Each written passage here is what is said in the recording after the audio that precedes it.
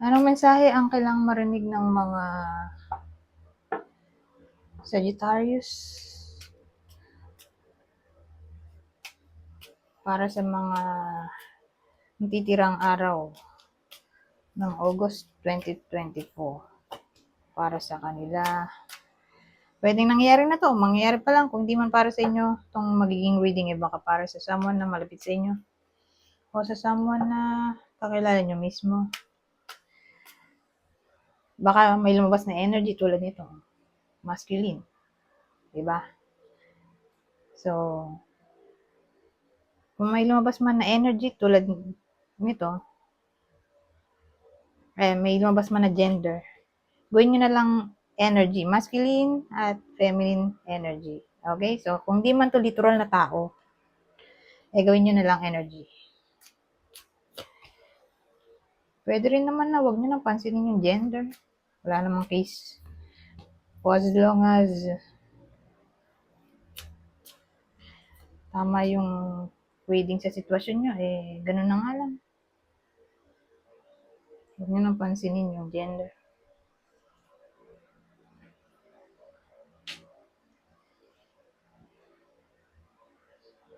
So, dito, may lalaki tayo. Yung lalaki, pwedeng single to o single dad. Ay, single lang to. Pero kung emperor to, single dad, then,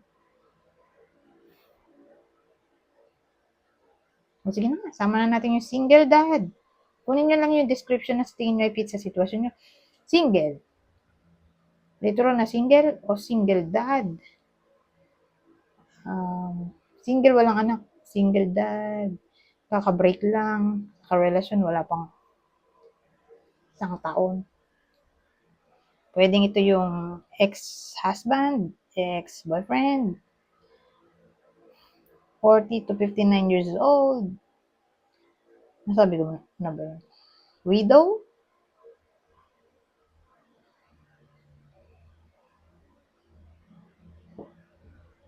So, yun.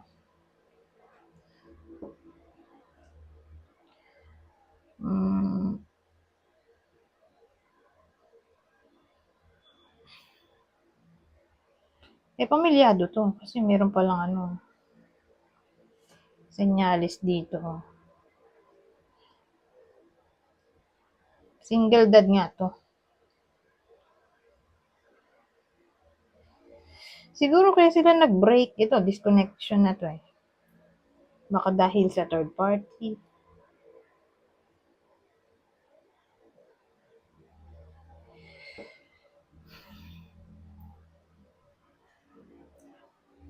Kung ganun yung sitwasyon, ano pang pwedeng mensahe dito? Magkakapera daw siya. Pero tingnan pa natin. Ay! Napartneran ng 5 of Cups. May darating na opportunity, lalo na tungkol sa pera o career. Pero, ano to? Bakit ano?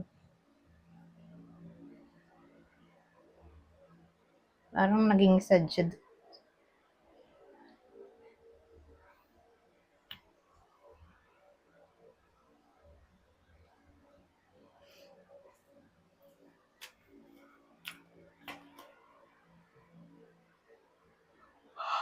Ano kaya to?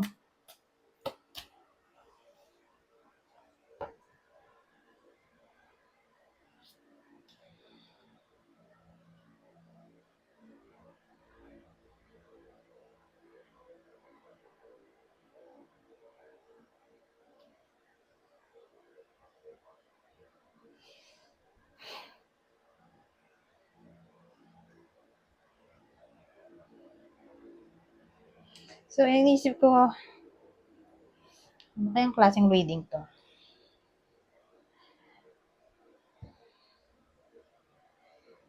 So, kung ganun man yung sitwasyon na yung sinabi ko kanina, ito yung present, ito yung future.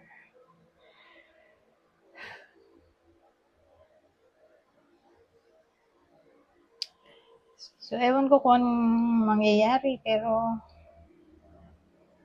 hindi 'to magtatagal eh. Itong darating na opportunity sa pera, career. Kaya nga siya magiging sad dito.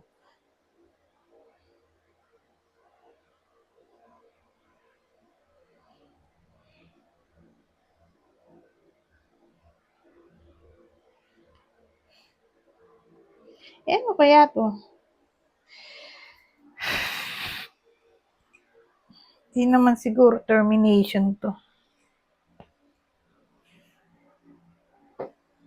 Or resignation. Pero pwede rin kung resignation. Sabihin natin gusto niya mag-resign pero may pumipigil sa kanya. Pwedeng magulang niya mismo, tatay niya. O lalaki, kapatid. Ewan ko kung sinong lalaki to, baka boss niya mismo. Ayaw siya pag-resignin. O sabihin natin gusto niya mag-resign pero hindi siya pwedeng immediate resignation. Kailangan niya mag-render ng ilang araw o isang buwan bago makaalis. Kaya ayun, naging sad kasi nga hindi siya makaalis agad-agad.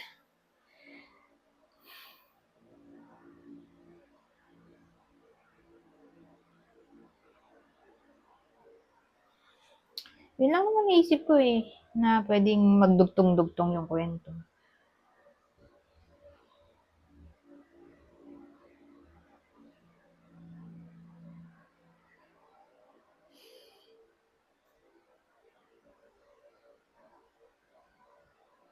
Wala na maisip.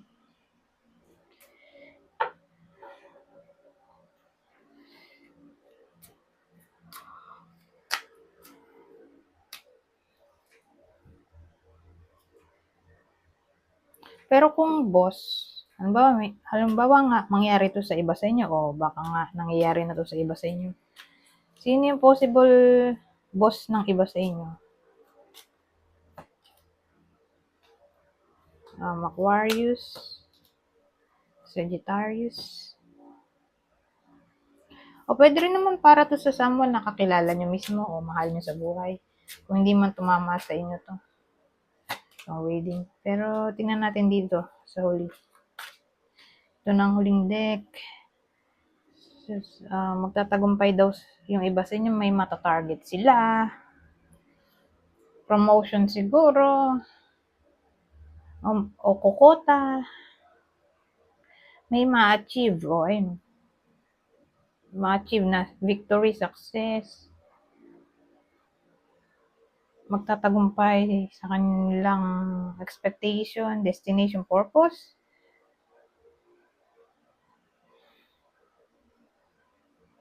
So, ganun ang dating. Kung ano man yung tina-target, makukuha, magiging successful.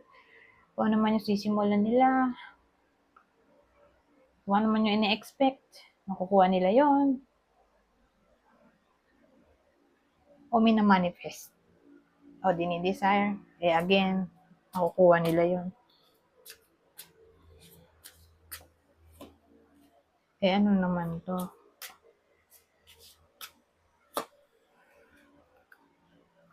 Ay, loneliness alliance.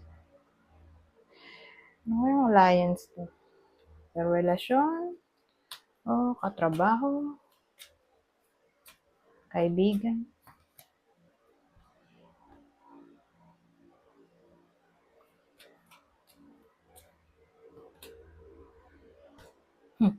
Ano ta?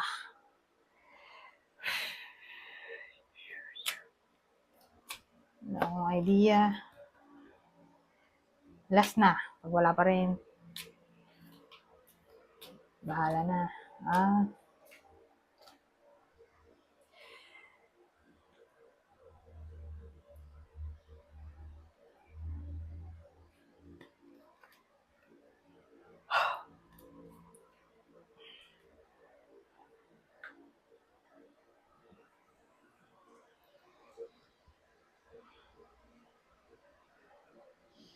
So, tungkol saan to?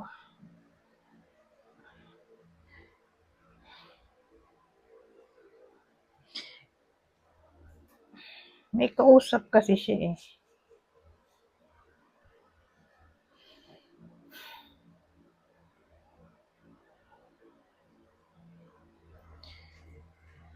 Ewan ko kung sino ba to. Friend siguro.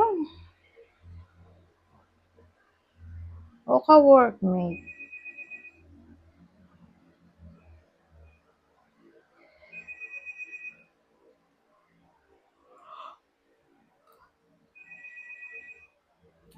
Utang siguro to. Utang sa kaibigan, ka-workmate. Na para bang duda kung mababayaran ba yung utang nila. Tingin ko utang to. Yung loneliness natin dito, nagmukha na siyang worriness. Sa akin, yun yung yun yung cause ng loneliness, worriness tungkol sa utang. Kasi may kausap siya dito eh. Ito.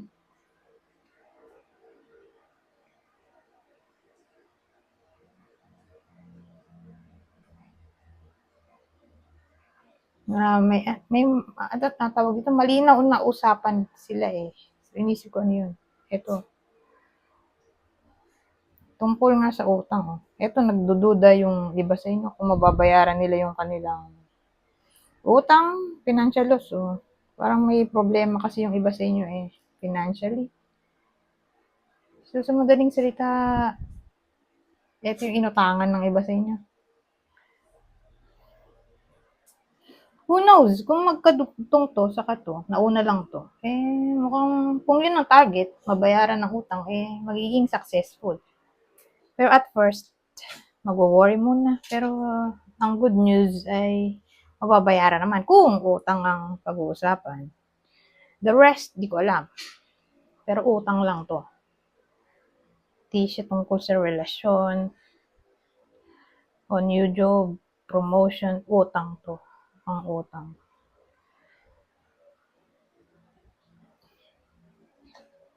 Utang kanino kaya? So, sino yung pwedeng utangan nyo dito o baka inutangan na talaga? Na nagwo-worry kayo kung mababayaran nyo o hindi. Pero mukhang mababayaran naman. Pero again, ito yung clue natin, ha? Kasi hindi naman lahat ay tatamaan ng reading na to.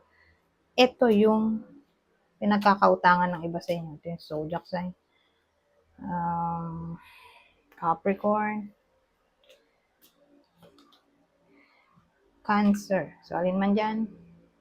Capricorn o Cancer yung pinagkakautangan. Anyways, hanggang dito na lang. Goodbye for now.